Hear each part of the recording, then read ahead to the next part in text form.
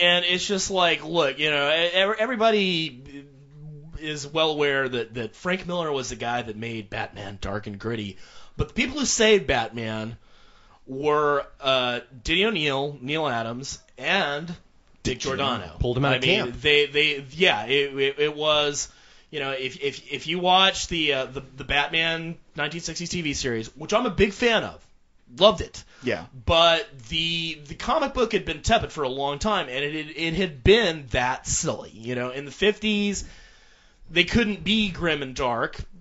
First of all, it wasn't part of the current zeitgeist, and second of all, they have the Comics Code Authority all over their ass. Right.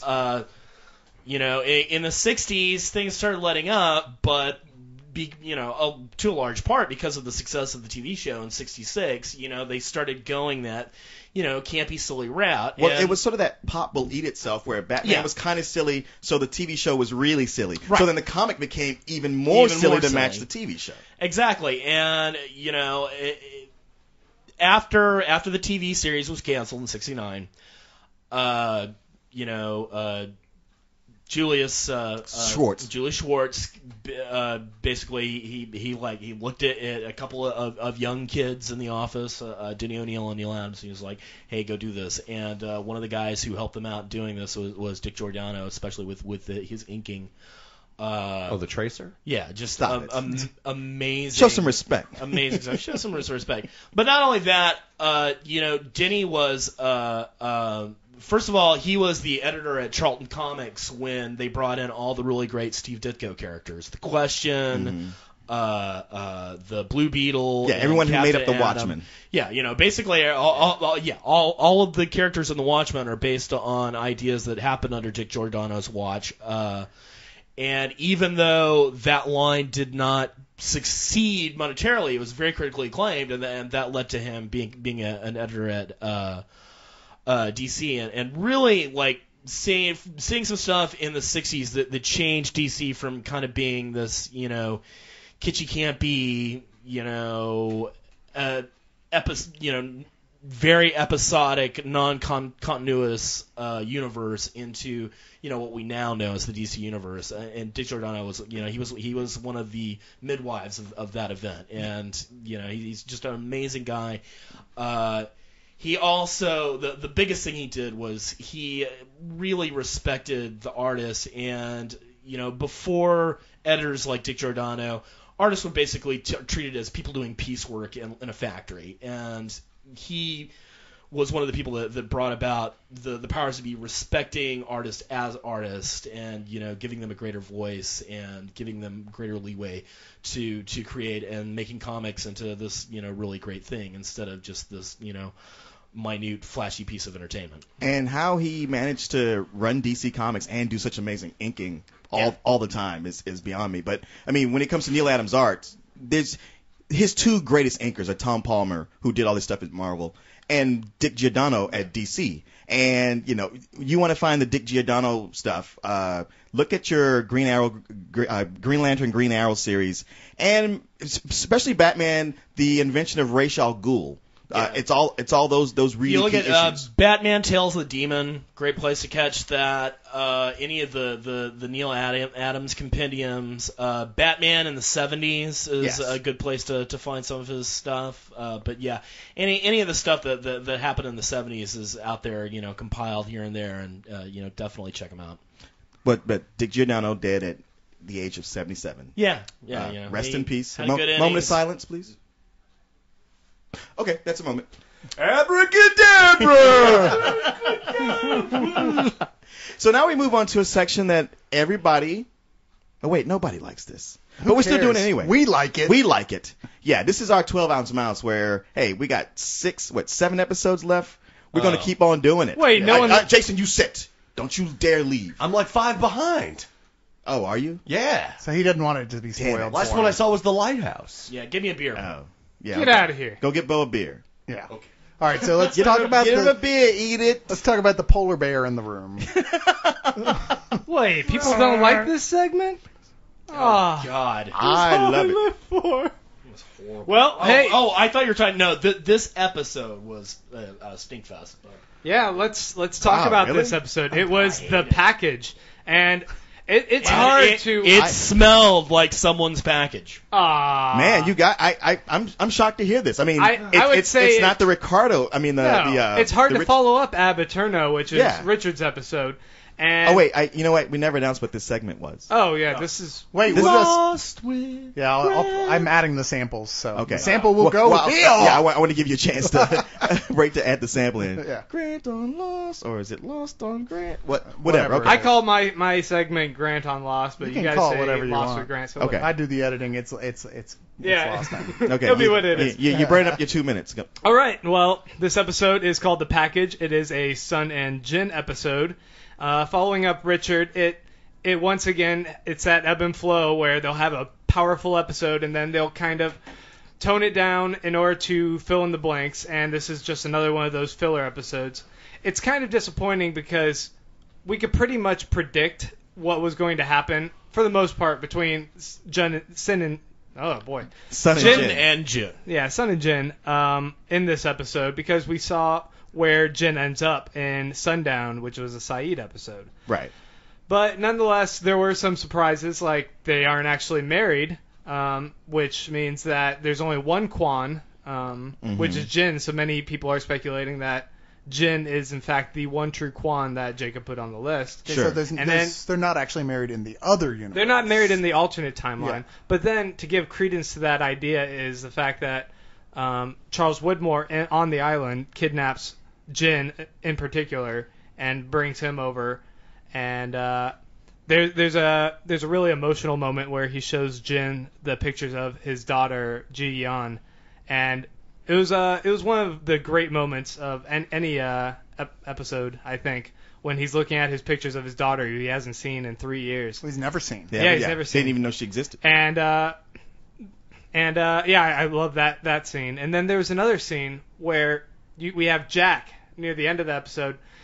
Jack is becoming sort of a preachy guy who everyone's like, all right, enough of you suddenly just believing in destiny, Jack. Chill out. He's becoming kindly old Dr. Shepard. And Sun is getting sick of let's it. go have a Jack's have had a enough couple of stuff happen to persimmons and sit him on the now beach. for him to Yeah. kind of go soften his stance. I kind of liked him in this one. He was one of the few things I liked he in does. this episode. He's less of a dick than he's been in a long time. He comes up to Sun, who inexplicably loses her ability to speak English, although she can understand oh English. my god, that was weak. It was pretty weak. pretty lame. Sorry. Although I have a theory on this. Okay. Hey, this is all about your theories. The getting shot and her, I'm pregnant. Yeah. It's like, oh my god, that's fucking overwrought. Yeah. But Jack ends up trying to console her at the end, and he's like, do you believe me? And she says yes, she believes him and trusts him. And I was just like, yes, Jack is awesome. I love Jack's speech that he gave there at the end. What my theory is that we saw an instance where Sun in this episode, in her sideways flash, looks in this mirror and she's kind of captivated by it, and it's right at the same time as she hits her head against the tree in the alternate timeline. And we see this similarly with Jack looking at his appendix scar and noticing there's something strange. And I think that these things are running simultaneously in alternate timelines, and people they're starting to get glimpses that this isn't fully the reality. It's like these parallel worlds are crashing together. They're crashing together, but they're all predetermined destinies, and they're different versions. And Jacob is on the island as this nexus who tries to control that everything is predetermined. It's just always going to play out that these people's lives will intertwine, Sure, even if the circumstances are a little different. But if they're coming the smoke together, monster represents free will, and he's trying to escape. And with Jacob dead, these people are starting to get glimpses of parallel dimensions where on the island they can recognize that something is a little bit different. Maybe it's more than just glimpses. Loose idea. Maybe it's more than just glimpses. I mean, you said, okay, so how is that connected with Jin? Like Charles Whitmore only grabbing Jin, and my answer is maybe Charles Whitmore is from that other universe on some level. Maybe Charles Whitmore is a great big rice queen. Did you ever think about that? A rice queen? I'm not sure how that plays into what the this. hell are you talking about? He just wants to. We already did gay jokes earlier. Yes.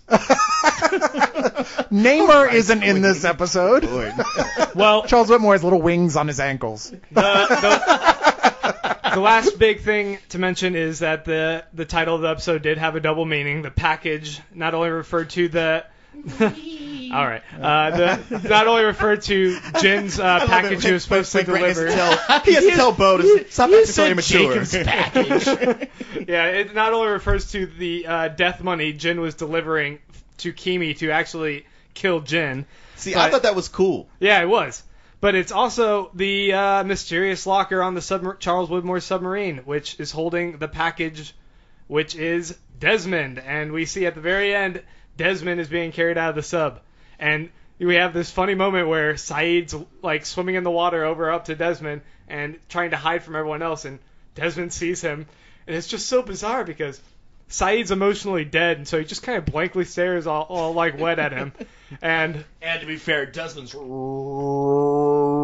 really fucked up. Yeah, he's all drugged out of his mind, so they're just both kind of he staring could at each very other. well have been seeing that even if Saeed wasn't. That's right. Yeah, and as someone else mentioned on the site, it was just waiting for Saeed to just spit some water out of his mouth and his face, like. It was just such a bizarre. Or just say. Eskimo. Yeah, I feel like Saeed's turning into Abed on Community at this point. Because he's suddenly also deadpan all the time. Yeah. Except for when he's really funny and he kills someone brutally. That's awesome. It is awesome. That's really funny. They should bring Mike back on the show so at the end credits of each one, him and Saeed could torture someone. So next week's episode looks like it's going to be a Desmond episode finally, and this will justify why Henry Ian Cusick has been main cast member. I know how much your girlfriend goes cuckoo puffs over Desmond. Oh yeah, she's leaving me for Desmond. More like, wow, that was a good episode. Let's go into the bedroom. What do you have to? I'm not complaining. Yeah. Henry Ian Cusick's not going to show up at the door. So, I hear your girlfriend wants to have sex with me. But if he does, you know your shit's over. If I do, at that point, it's just like, all right, what are you going to do, man? You're like, all right, can I at least watch? And set up the camera. No, brother. Honestly, that was the only thing I really liked about this episode. Like where I went, oh, that's pretty cool. Was that, and even that was a given. It was like we know Desmond was coming back at some point. It wasn't a big surprise. It was like it wasn't a surprise at all. I still like the Sun and Jin stuff. I mean, especially when we get to see Sun and her Brock. That was nice. That was pretty awesome. But the camera was right in there. But it was like nuzzling right up in her bosom. As far as things that make up a good Lost episode go, I didn't think there really was very many of them this time. It was especially weak, like once again compared to last week's, but you know. It also like brought back one of my single worst experiences of watching all of the episodes like back to back in a short period of time, which was any episode that focused on Jen and Sun. I had to sit there. I couldn't do anything else around my apartment because it was all fucking subtitles. And I was in a hurry. Like I literally had like an hour before I had to get here to when I was like, oh shit, I haven't watched Lost. So I went ahead and watched that, and I was like, oh god, it's a Jen and Sun episode. And it's like for like all of the season they've been speaking English. And oh thank God I don't have to deal with that. And then it's like, oh, I have forgotten how to speak English. No wonder you're so angry. I was wondering why you hated it so much. Yeah, me too. Because you hate reading. I didn't hate it. I just thought it was boring because it was like, wow, we already know everything that happens in this episode because we saw it in the Saeed episode. It's like, I get it. You're in love. Your dad's a gangster. Big fucking. And you're drinking champagne while you know you're pregnant. What's up with that? Yeah, I know, right? Whore. What a bitch. Fuck that episode. Screw you guys. I like that episode. So maybe now that she's shot in the belly? The Sawyer episode just set the bar so low that I like anything better than that one. Yeah, really? Kate's episode was much worse than I disagree. I think the order of worst ones this season is this one, Sun and Jin, then Sawyer, then Kate. The Sawyer one just left me going like, so what?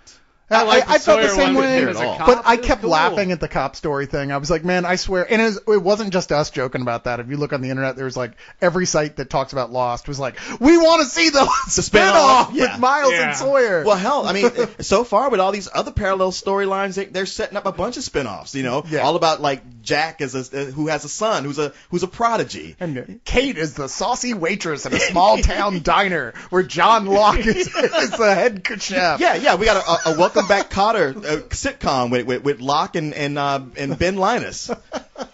Yeah, I'd kind of like to see that. See? That's probably how this is all going to space out. It's like, it's going to be like, Alice and Barney Miller and One Day at a Time. And basically, everybody's going to end up being in some kind of sitcom hell from the 70s. Hey, guys, didn't you love seeing Mikhail pop up and you just knew somehow his eye was going to get punctured or shot out or whatever, and sure enough it came through, and I was like, yeah. That guy does make for a good punching bag. Man, he looks so healthy off the island. He's in much better shape than on the island. He must have died so many times on the island. Well, that's what happens. He's like Wolverine. Like every time he regenerates, like, he grows a little bit younger. It's just that every parallel universe, like, it's a dying. Dude, you're gonna die. I know. I know. Believe me, I get that. Yeah. He walks into the palm reader. He's like, you don't have to waste your time, honey. I know what's going to happen. So Damon Lindelof tweeted, and I know you guys are on tweets, but he tweeted that next week the conversation will change. And so next week's episode should be a big one. I'm guessing like they're which conversation is going to change? I'm thinking it's going to be about the side flashes. I think he's going to have a big reveal about an explanation for him. You know what else he tweeted, Grant? Your mom. He tweeted your mom. He tweeted her long and deep. No. He did. Don't back him up on that joke. Wait, what is tweeting again? Just let him flounder on that. No, it's horrible. I was trying to get his back. I don't know. Oh, well. You're going to let him take you down? I stand by my joke. I know. He did not tweet my mom. Then to be He fair, totally he's tweeted never your mom, once dude. gotten my back when I was in that position. Yeah. Sorry, man. Oh, don't act like you've never gotten a reach around, baby. Well, yeah, but not during a Leon. Well, Grant, thank you for that. And no problem. I hope it's not painful for you because you still got 6 more to go. 7. 7? 7 more hours. Well, Yeah, 7 more episodes, 8 more hours. Yeah. No, you got 6 because when we get to the last one, it's going to be all of us. Well, you thought you were going to get to close it out? Come on, man. Well, there's 7 more episodes. Jesus, Okay, this guy over here. I swear to God. Give him enough rope, he try to be a cowboy. All right, well, I've never That heard was beautiful. Was that from the 1940s? it's one of Eddie Murphy's. I'd love to take credit for it, but that's his. Well, guys, thanks for showing up, and now I guess we can just close out the show. Whoa, wait a minute. We have something else to talk about that We do. you don't want any part of. Am I not ready for this? I don't think you're ready. Are we for getting this. to all this You British are sci-fi? not ready for this, human. All right, Exterminate. so we're going to take a quick break, but coming back will be the main event, the Doctor Who special with a special guest, a special British-ass guest. It's what all 6 of you or so out there have been waiting for. Yes, but those 6 are very vocal. They've been blowing up the board for it. They are excited, and honestly, it just makes me sad that there aren't more of you, because God damn Doctor Who rules. And Cyrus, I'm counting on you to convert the unconverted. I'll do what I can. Or at least give them, I don't know. DC, you're circumcise them. going to AC, whether you like it or not. Send them candy. All Here right. you go. Now watch Doctor Who.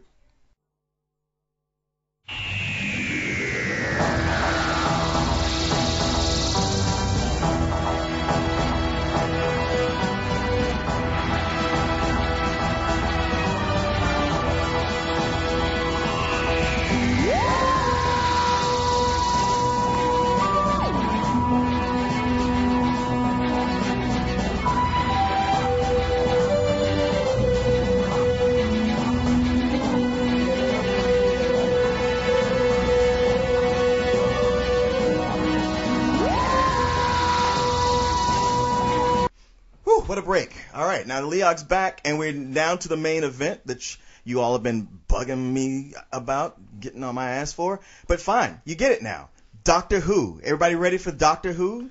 Can I hear it? Doctor Who. Hey! Doctor Who. Doctor Who. Hey! So you don't know. Really? Because you're not a Doctor Who fan. No, yeah, all I remember is dun-dun-dun-dun-dun-dun-dun-dun, woo.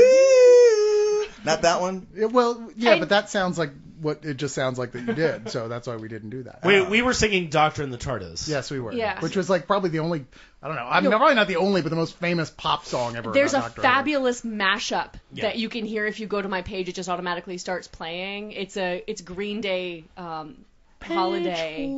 Yeah. Well, no, I'm just saying it's convenient if you want to like play it now. That'd be awesome, or stick it in the break. But I don't know what all this jibber jabber you guys are talking about. I remember a Doctor Who looked like Harpo Marx and wore one of those scarves that Grant does all the time. Well, you kind of remember.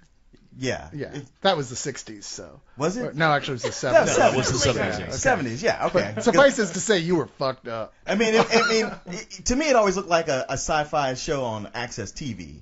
So I was a Star Trek man myself. In many ways, it was at the Yeah. time because it was totally like Because state-run. it was filmed on the BBC in the 70s, and the BBC had a socialist nightmare of a budget. So. Yeah, exactly. It was indeed very just state-run. There Which were is no budgets, fine no if you're Monty commercials. Python and you're just dressing people up in old women's dresses and, occasionally throwing fish at each other. But if you're trying to make a series about an intergalactic time traveler, it's, well, not To be so fair, much. they both had pepper pots. They did both. have Wait, you mean Iron Man's assistant?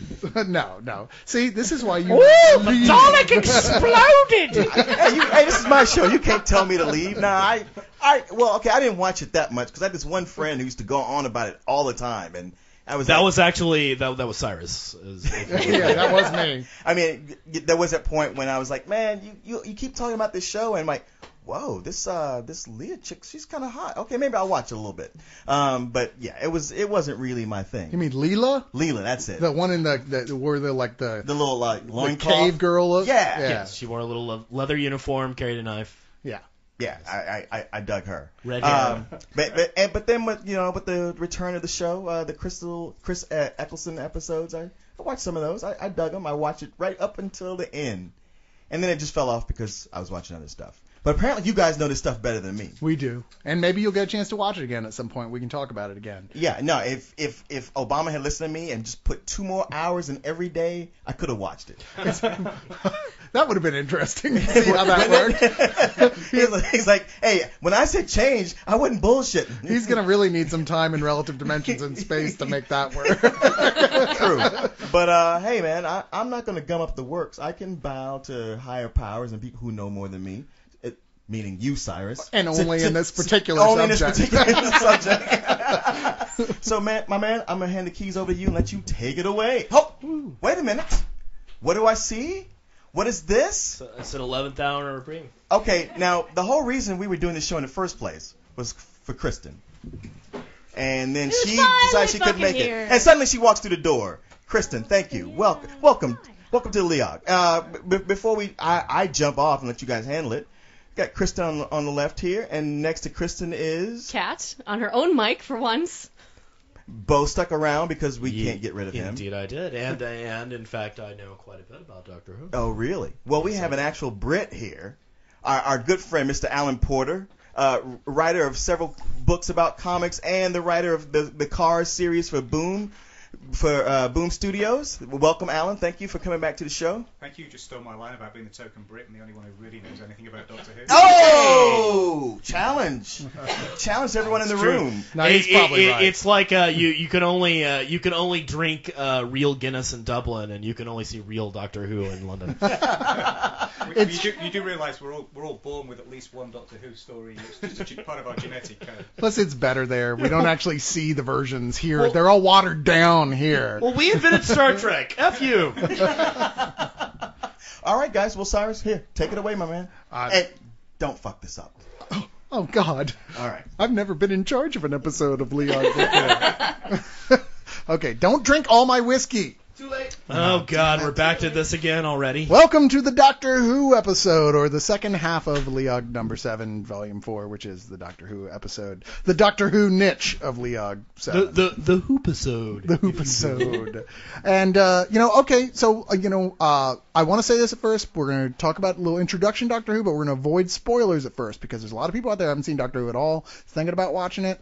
So let's talk about the general stuff first, and then we'll get into spoiler territory with a warning first. Okay? And when we say spoiler, we're only talking about the current series. You're. I say we can spoil like the last 47 years. Yes. Okay. Now, Alan, real quick, let's you actually have worked on some Doctor Who related material. Is that correct? Yeah, I pitched a Doctor Who novel way back when, and I just recently pitched a couple of Doctor Who audio adventures. So fingers crossed that they get picked up. So then we'll have our inside line to the world of the Doctor. Which Doctors were you pitching for? I've just if you will. Just pitched to Fifth Doctor audio adventures. Peter Davidson. Peter Davidson. Man after my own heart. Is that your favorite?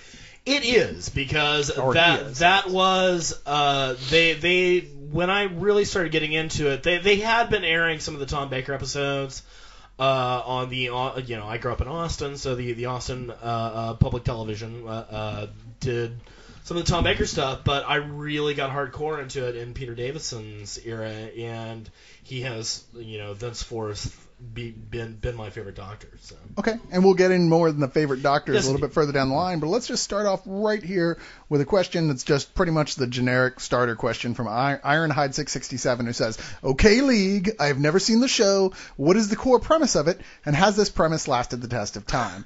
Okay, that's. I think the fact that it's been on for 26 seasons. 31 seasons pretty much unquestionably says that, yes, it has in fact lasted the test of time. It was. I think, barring like soap operas, it's one of the longest running television series. It holds the in Guinness history. World Record for the longest sci-fi. Yes, 47 years. 31 seasons over 47 years. And the basic premise is it started out as kind of a more children's educational program, really. Yep. I mean, in the beginning, they had what they would call historicals episodes, where this doctor, an old kindly man played by Patrick... William I'm sorry, William Hartnell, sorry, was a space and time traveler in this... a time machine called the TARDIS, which was an acronym for Time and Relative Dimensions in Space. A device which was bigger on the inside than the outside, which is good because on the outside it looked like a London police box, which is not very big at all. Which is, for those of you who have no idea what the fuck a police box is. Imagine a telephone booth. It's like a telephone It's booth. a telephone But it's booth, blue. yeah. It's like a telephone booth. It was used by British policemen that they would actually stash wrongdoers in it, and this was before they had like a radio system in the cars, and they had telephones in there, so they could run to the corner and use the telephone booth to call the equivalent of the precinct house. And of course, now that they have modern communications, they went out of use like many years ago. And for those of you who don't know what a phone booth is, I mean, I remember the first Superman Superman used to movie. change Well, it. the first Superman movie Exactly. made fun of the fact there were no more phone booths. Google it. Just go Google it. Yeah. I don't know Okay. how to help you Exactly. there. Look it up. I don't know what else to tell you from that. You're too young. How dare you be alive? Anyway, so he would travel through time, and originally with the help of his granddaughter, which is something that still to this day people are like, wait, granddaughter? Because Doctor's not known for having an awful lot of family, or at least not ones we've seen. They've touched upon it before. They've touched upon it, although supposedly now they're all dead. Yes. Yes. But Maybe. anyway, with Maybe. maybe, yeah. As far as he knows, they're all dead. But he went around town with around the universe, around time and space with his granddaughter, helping people with various problems. He has a definite anarchistic, I would have to say, streak almost. I mean, libertarian, I guess, in the fact that he doesn't like taking orders from absolutely anyone. He doesn't like governments at all, and he will help people no matter what the situation. And in his mind, there is no such thing as a monster, really. It's just misunderstanding. He doesn't like to use Yeah, guns. it's all done. He saves the world with a screwdriver. And that's actually one of the aspects of the show I like, that it was family friendly, so there's no gratuitous sex or violence. The writers actually have to think of a plot instead of being like, well, let's just shoot some shit, Yeah. which is what I love. And they come up with pretty complex Brilliant storylines, stuff. even if sometimes they're just the goofiest things imaginable, where you have to take a step back and go, wait, it's Doctor Who. But, it's still great. It's still wildly creative. Yeah, I mean, one of the greatest things for the whole history of the series is the fact it tackles things like politics, philosophy, great plot points. Yeah, some of the special effects are wonky, but it's not about the special effects. It's about the plot, and it's about the writing far more than it's ever been about the visuals. It does play hob with history to Yeah. a great extent, but it's still more educational than your average slice of TV. So And this is a show you can't really Yeah. be a canon whore for. I mean, it's interesting to follow the canon, but if you're going to be one of those kind of people who's going to bitch about every last possible, why didn't they just do this? Or, well wait, in episode number 36, you shouldn't be watching Doctor Who. to an extent, it's one of those shows that kind of invented canon, because it came out at a time where TV was very episodic and not that concerned with continuity. Right. However, it was filmed in a very British method, which was instead of having one episode self-encapsulated, they do anywhere from 5 to 10 like half-hour episodes that would encapsulate a very large story. And later 45 minutes. Yes, exactly. And it, the current series actually goes more to the American